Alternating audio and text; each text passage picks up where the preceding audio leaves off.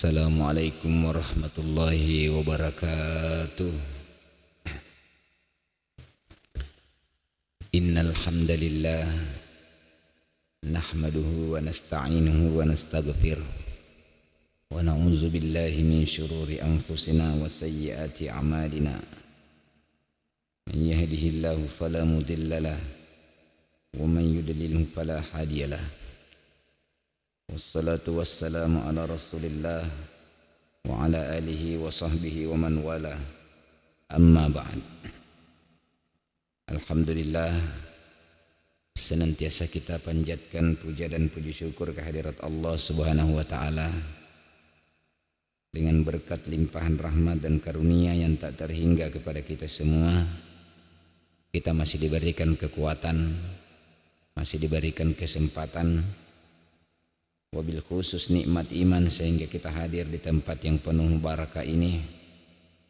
Semoga Allah subhanahu wa ta'ala senantiasa merahmati dan menggugurkan dosa-dosa yang kita lakukan disengaja maupun tidak.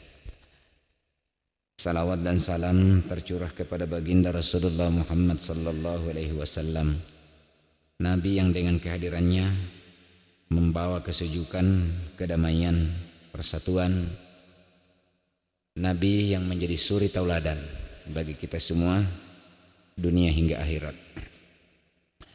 Kaum muslimin wal muslimat yang sama dirahmati Allah subhanahu wa ta'ala, pada minggu yang lalu kita membahas tentang faidah ataukah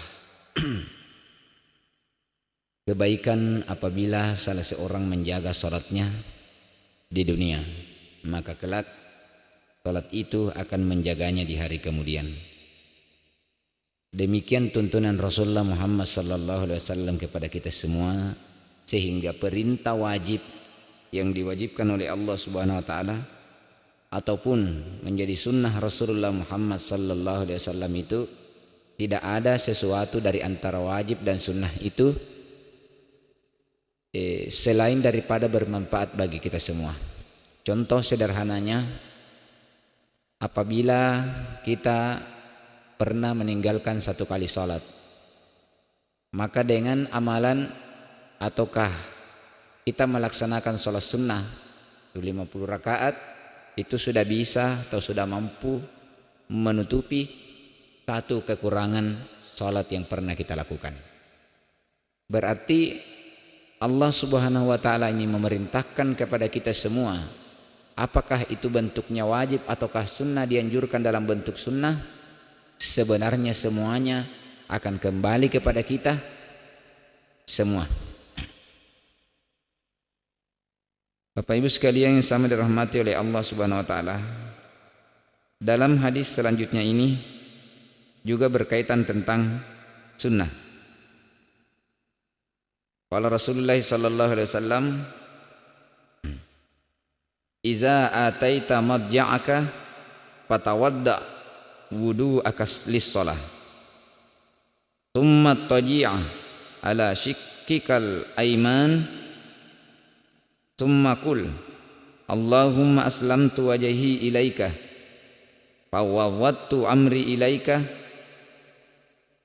wal jahdu zahri ilaika ragbatan ilaika la malja wa la manja minka illa ilaika. Allahumma amantu bi kitabika allazi anzalta wa nabiyyika allazi arsalta." Rawahu Bukhari wa Muslim.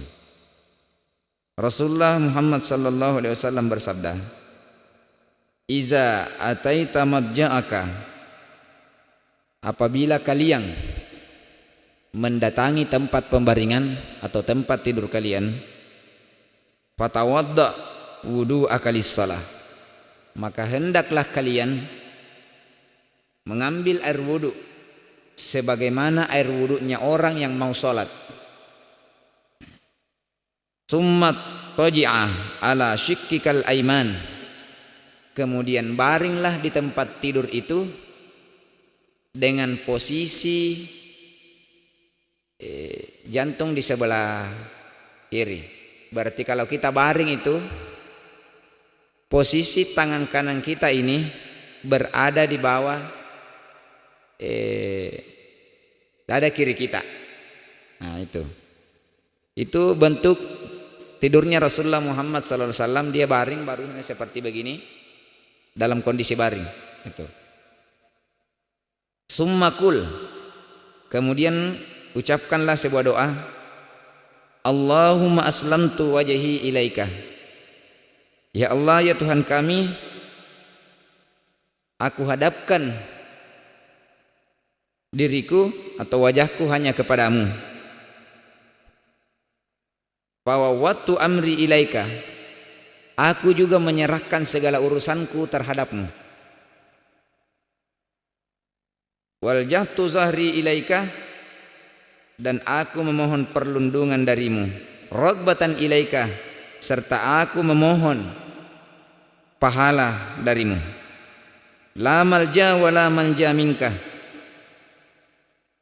tidak ada tempat berlindung atau tempat atau yang memberikan keselamatan selainkan engkau, illa ilaika.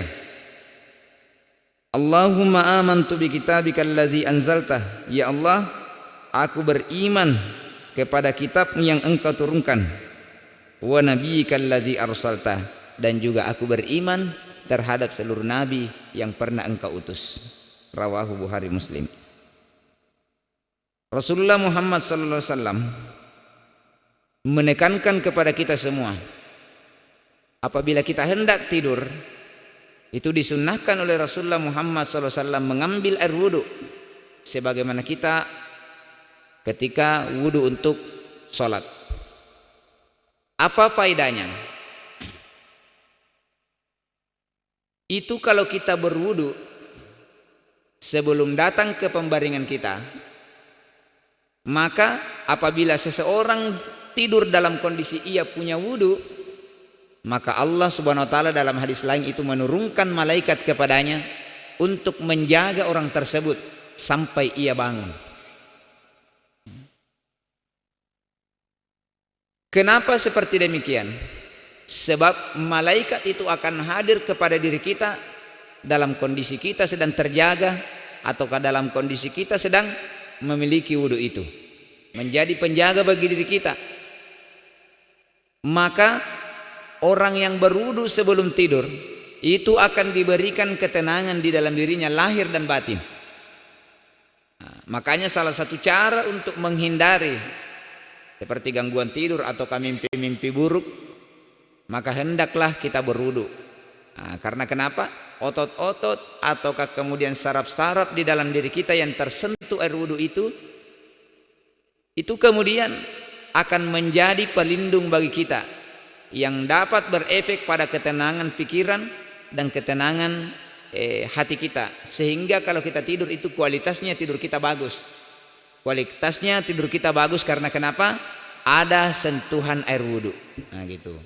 Jadi air atau biasanya itu dapat menenangkan sesuatu yang sifatnya panas ataukah memadamkan api misalnya. Di dalam kondisi kita, di dalam hati kita, apakah misalnya ada perasaan-perasaan yang kurang bagus atau perasaan-perasaan yang kurang tenang, maka wudu itu dapat menenangkan kondisi hati yang seperti demikian. Makanya begitulah tuntunan Rasulullah Muhammad sallallahu alaihi wasallam agar supaya senantiasa kalau perlu dalam kehidupan sehari-hari, dalam kondisi bangunkah dan lain sebagainya, penting bagi kita untuk senantiasa memelihara wudu itu. Jadi kalau misalnya kita sudah selesai sholat maghrib, biasanya ada orang kalau sudah menunggu di teras misalnya sampai menunggu waktu isya, itu tidak lagi wudu lalu kemudian sholat isya. Selama wudunya tidak batal itu tidak ada masalah. Tetapi ada kelebihan yang diberikan oleh Allah Subhanahu wa taala bagi orang yang senantiasa memperbaharui wudu itu. Yang namanya memperbaharui wudu itu, kita sudah punya wudu lalu kemudian kita kembali berwudu, maka memperoleh pahala di sisi Allah Subhanahu wa taala. Ini ringan sekali, tetapi ternyata efeknya sangat luar biasa karena dampaknya berkaitan dengan lahiriah kita dan berkaitan dengan batiniahnya kita. Berarti kalau seperti demikian, itu air wudu di dalam hadisnya keterangan riwayat, setiap kali kita membasuh, kita berkumur-kumur, maka Allah Subhanahu wa taala memerintahkan malaikatnya untuk melepaskan belenggu yang ada pada mulutnya. Apabila ia membasuh mukanya, maka Allah Subhanahu wa taala juga akan membuka belenggu yang ada pada mukanya. Apabila ia membasuh kedua tangannya, juga Allah Subhanahu wa taala membuka belenggu yang ada pada tangannya, demikian pula yang ada pada kakinya dan lain sebagainya. Semua yang terkena air wudu itu ternyata ada belenggu yang membelenggu manusia apabila kita tidak sedang berwudu. Makanya itu fungsinya berwudu sebelum salat, agar supaya belenggu yang sifatnya duniawi, belenggu yang sifatnya menghalangi kita untuk menyembah Allah Subhanahu wa taala, itu dapat diputuskan oleh Allah Subhanahu wa taala sehingga kita tenang di dalam beribadah. Jadi efeknya wudu itu ketenangan. Karena kenapa? Kita melaksanakan salat itu butuh ketenangan, dan ketenangan itu diperoleh apabila kita memiliki wudu itu sendiri. Bapak Ibu sekalian yang dirahmati oleh Allah Subhanahu wa taala. Summa taji'ah ala syiqqikal aiman. Kemudian kalau kita berbaring sebagaimana sunnahnya Rasulullah Muhammad SAW itu, seperti yang kita tadi katakan bahwa posisi tangan kanan ini berada di bawah dada kita yang sebelah kanan. Agar supaya, kenapa seperti demikian? Ternyata penelitian mengatakan bahwa kalau posisi jantung berada di atas, dalam kondisi kita baring ini ke sebelah kanan, maka jantung itu akan memaksimalkan memompa darah ke seluruh tubuh. Nah, kalau memaksimalkan memompa darah ke seluruh tubuh, pertama efeknya adalah menghindarkan manusia dari penyakit jantung. Itu menghindarkan manusia dari penyakit jantung. Dan ternyata kenapa dalam riwayat Ashabul Kahfi itu mereka ditidurkan oleh Allah Subhanahu wa taala selama 309 tahun di dalam gua ketika ia dikejar oleh penguasa kafir pada saat itu. Masuklah ia di dalam surga sesuai dengan di dalam sebuah gua sesuai dengan petunjuk dari Allah Subhanahu wa taala. Di sana ia ditidurkan oleh Allah Subhanahu wa taala. Diteliti kenapa kemudian ia memiliki usia yang sangat panjang. Dan pada saat ia tidur dan bangunnya, ternyata tidak ada yang berubah dari raut mukanya mereka. Awet muda. Awet muda.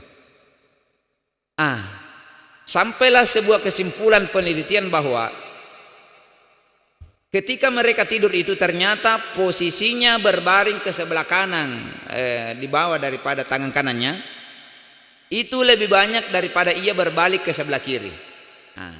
Antara dia ke sebelah kanan dan sebelah kiri itu ternyata juga diatur oleh Allah Subhanahu wa taala, karena di dalam mulut gua itu pada saat pagi hari itu masuk cahayanya matahari mengenai tubuh Ashabul Kahfi ini yang 7. Karena terkena sinar matahari, secara otomatis ia membalikkan dirinya ke sebelah kiri.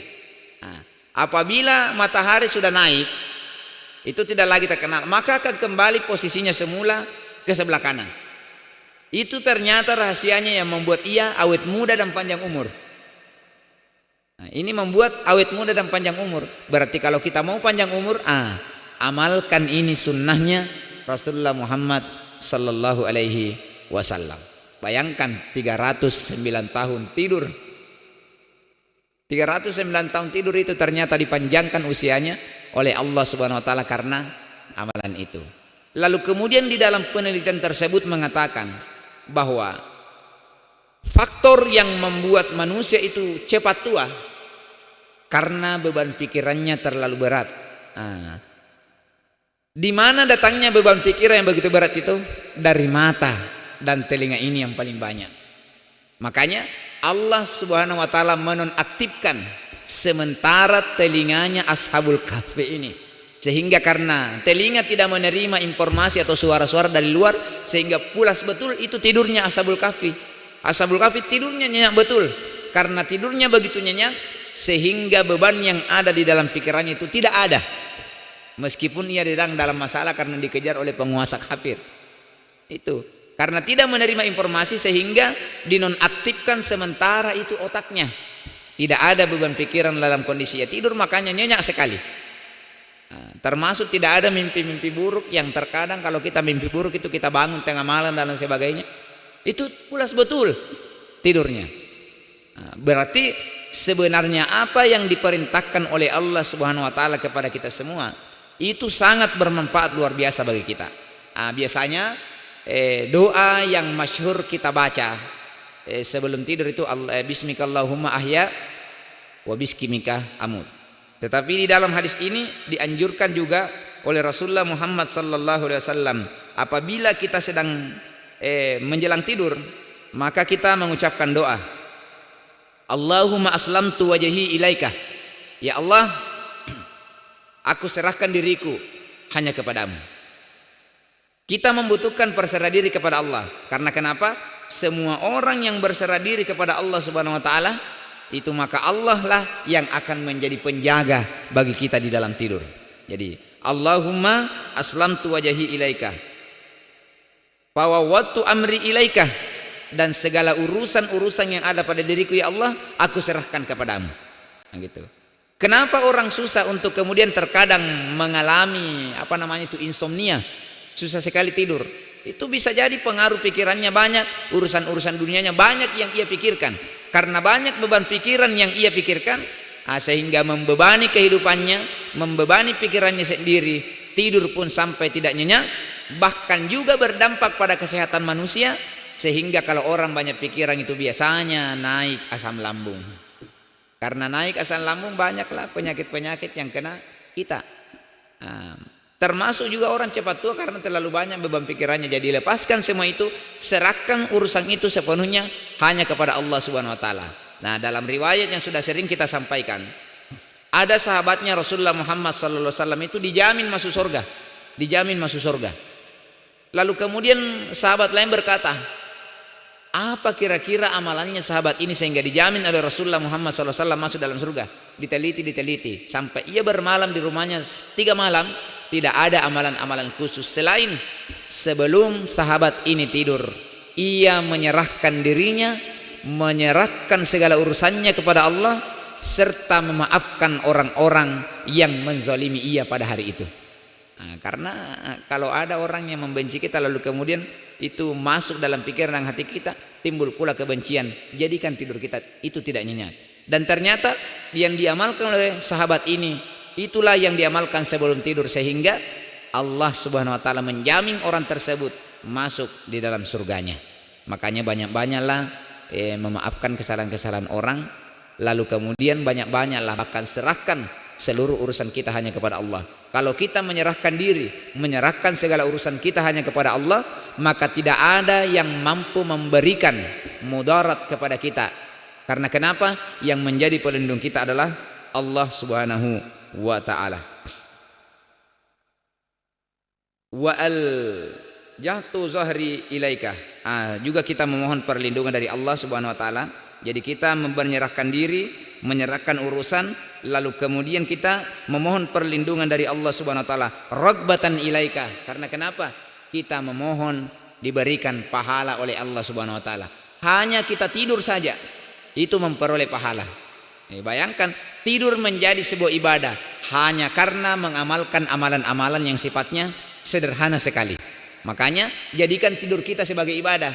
Jangan jadikan tidur kita hanya sebagai istirahat semata, tetapi jadikan juga supaya di sepanjang napas kita, sepanjang kita tidur sampai kita bangun, itu dinilai pahala oleh Allah Subhanahu wa taala.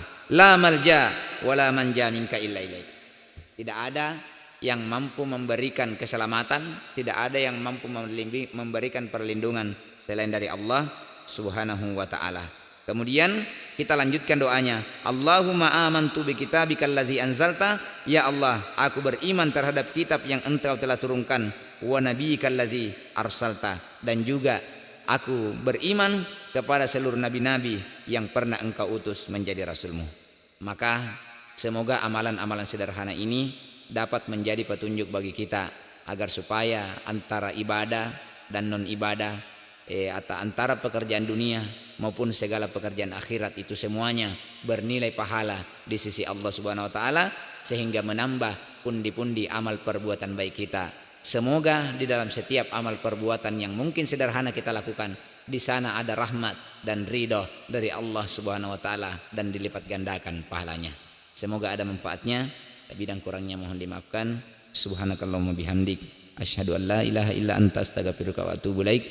Terukala minallahi mustan wal itiklan wallahu yatawalla sholihin. Assalamualaikum warahmatullahi wabarakatuh.